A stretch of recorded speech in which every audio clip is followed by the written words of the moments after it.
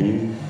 Ada beberapa pertanyaan yang sudah masuk ya Pak. Waktu kita sampai jam berapa ini Mas?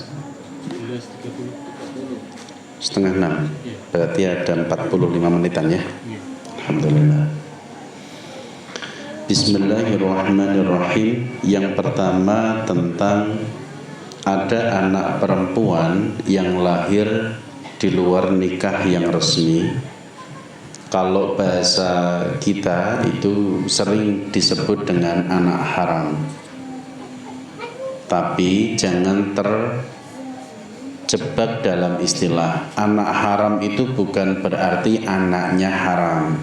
Yang haram itu perzinaannya, bukan anaknya. Anaknya baik-baik saja.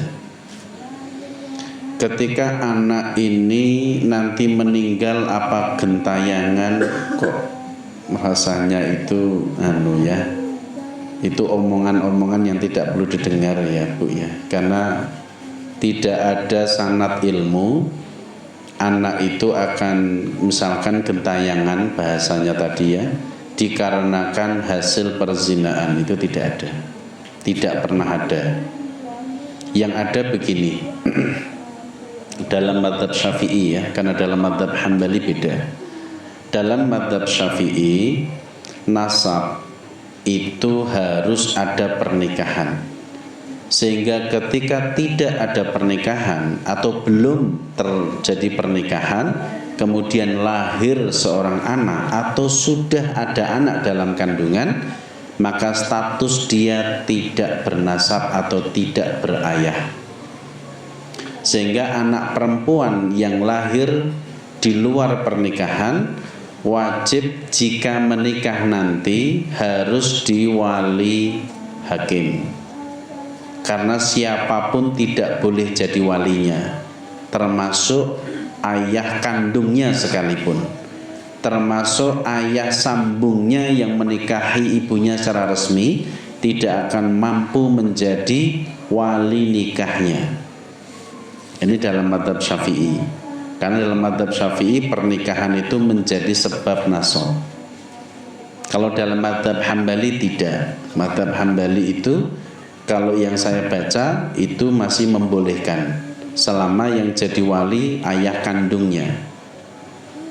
Kalau dalam mazhab Syafi'i tidak bisa. Itu keras di mazhab Syafi'i. Sedangkan di Indonesia perundang-undangan yang ada di pernikahan Indonesia ini menganut mazhab Syafi'i. Gitu ya kira-kira. Ketika nanti ibu atau anak perempuan ini menikah dan ternyata diwali orang lain, wali misalkan bukan wali hakim tapi wali orang tua kandungnya, maksudnya bapak kandungnya atau bapak sambung, maka pernikahan itu tidak sah. Sehingga terjadinya malah perzinaan. Maka ketika terjadi pernikahan yang seperti ini, memang tidak ada dosa bagi yang tidak mengerti. Sehingga disarankan untuk menikah ulang dengan cara yang benar, yaitu menggunakan wali hakim. Gitu kira-kira nggih. Jadi itu saya jawab insyaallah. Dan itu baik-baik saja Bu, meskipun terlahir sebagai anak di luar pernikahan, tidak kemudian menjadikan jenengan calon penghuni neraka atau malah gentayangan, itu aneh itu. Kalau ada yang ngomong gitu, hampir pasti tidak bersanad gitu.